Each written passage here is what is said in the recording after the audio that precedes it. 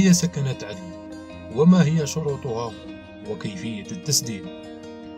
سكنات عدن هي سكنات بصيغة البيع بالإيجار الذي يشرف على إنجازه الوكالة الوطنية لتحسين السكن وتطويره، وهي من الأنماط السكنية التي تعرف إقبالا كبيرا من طرف المواطنين الذين يتراوح دخلهم ما بين 2,400,000 سنتيم وبين 10,800,000 سنتيم.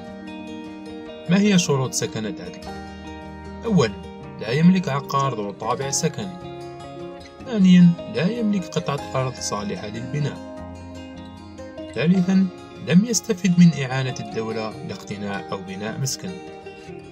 رابعا، الاستفادة من هذا النوع من السكن تكون مرة واحدة لنفس الشخص أو زوجته. أسعار سكنات عدن: شقة ذات 3 غرف ب 210 ملايين سنتيم، شقة ذات 4 غرف ب 270 مليون سنتيم.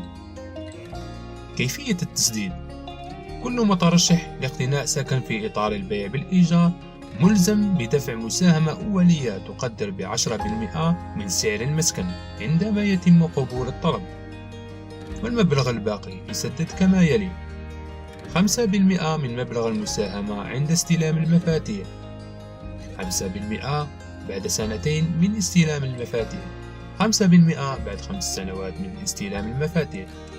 75% المتبقية هي عبارة عن قرض بدون فائدة من خزينة الدولة، ويتم تسديدها في شكل إيجار شهري. في جميع الأحوال يجب أن تتجاوز المدة 25 سنة، ولا يتجاوز عمر المستفيد 70 سنة.